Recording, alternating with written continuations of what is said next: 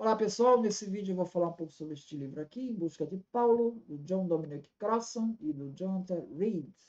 É um livro da editora Paulinas de 2007. Né? Bom, ele se refere à carta de Plínio, né? Aquela carta de Plínio que escreve a Trajano, ali por volta de 112, né? E ali ele se refere a associações conhecidas como hetairai, e que poderiam assumir conotações de um grupo político.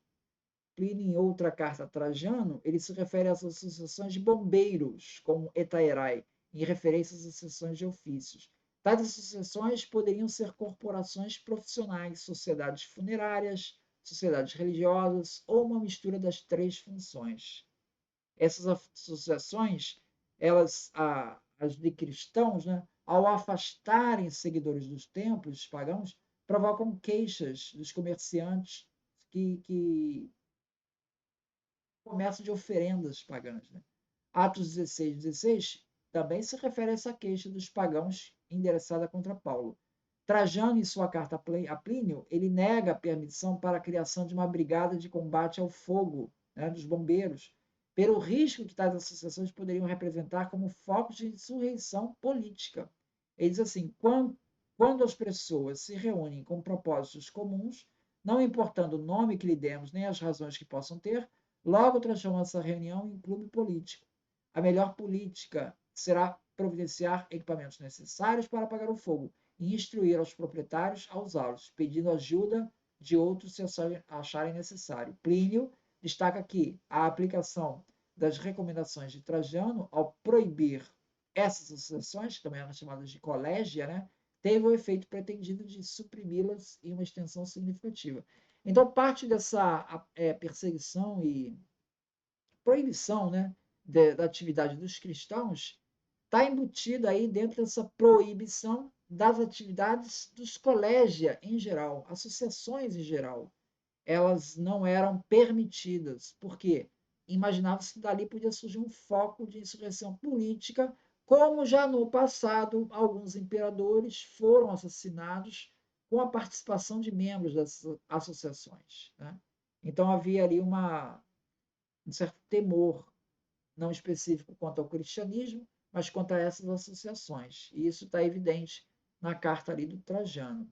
O termo igreja ou eclésia, ele faz referência às assembleias populares, deliberativas dos cidadãos livres na Grécia. Ele é um termo presente nas cartas paulinas, bastante, mas é um termo ausente para se referir às reuniões dos judeus, tal como está lida, por exemplo, de Philon e José. Ele não se refere à igreja para as reuniões dos judeus. Usa o termo evangelho no cristianismo primitivo, se deve a Paulo como boa nova, se reflete no fato de que 60 das 76 ocorrências no termo do Novo Testamento aparecem nas cartas de Paulo. De fato, César usa a palavra evangelion, no plural, para dar as boas novas nas conquistas.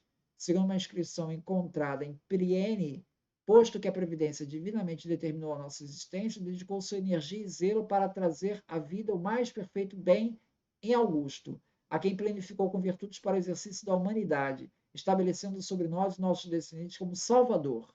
Ele que terminou com a guerra e trouxe a paz. César, que por sua epifania excedeu as esperanças dos que profetizaram boas novas, evangelia, não apenas superando os benfeitores do passado, mas não permitindo nenhuma esperança de melhores benfeitores no futuro. E uma vez que o nascimento do Deus trouxe ao mundo as boas novas, evangelho em sua pessoa. Por essa razão, com felicidade e segurança, os gregos da Ásia decidiram que o Ano Novo seja comemorado em todas as cidades no dia 23 de setembro, dia do nascimento de Augusto, e que a carta ao procônsul e o decreto da Ásia sejam escritos em um pilar de mármore branco a ser erguido nos preceitos sagrados de Roma e de Augusto.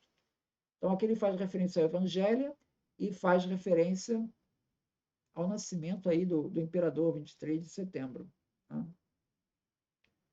Paulo igualmente usa o termo parousia para a chegada às suas comunidades cristãs. Aparece em 2 Coríntios 10:10 e em Filipenses 1:26. Assim como anuncia a parousia de Jesus, 1 Tessalonicenses 2:19. O termo significava a chegada de generais conquistadores, emissários reais ou do próprio imperador. Então você vê que tem termos ali usados em Roma, tá? antes dos cristãos, a eclésia, com as assembleias populares, o evangelho para as boas novas, e também a parousia, né, para a chegada dos generais conquistadores na cidade.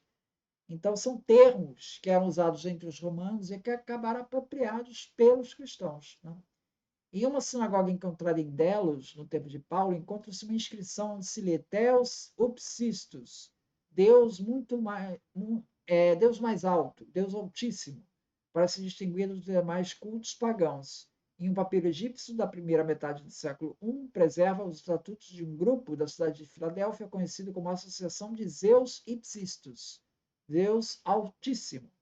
Atos dos Apóstolos 7:48 e 16:17 também se referem ao mesmo termo. Inscrições encontradas no reino do Bósforo e traduzidas por Irina Levskaya, na cidade de Gorgípia, em 41 d.C., mostram um contrato de venda de uma escrava, tendo a sinagoga por testemunha. Diz assim: ao Altíssimo, Todo-Poderoso, bendito, no reino do rei Mitríades, amigo da pátria, no ano 338 do mês de Ideios, Potus, filho de Estrabo, dedicou a casa de oração, de acordo com a sua promessa, sua escrava doméstica, com o nome de Crisa, sob a condição de que ela não venha a ser molestada nem maltratada por nenhum dos seus herdeiros de Zeus.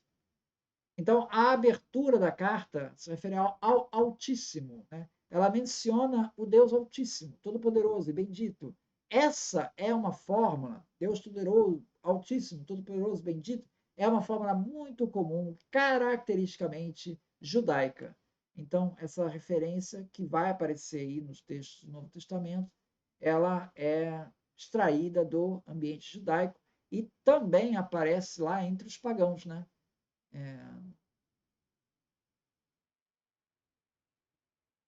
Com essa referência a Zeus e Psistos, né? Também aparece lá, Zeus Altíssimo. Então é isso. Muito obrigado, então.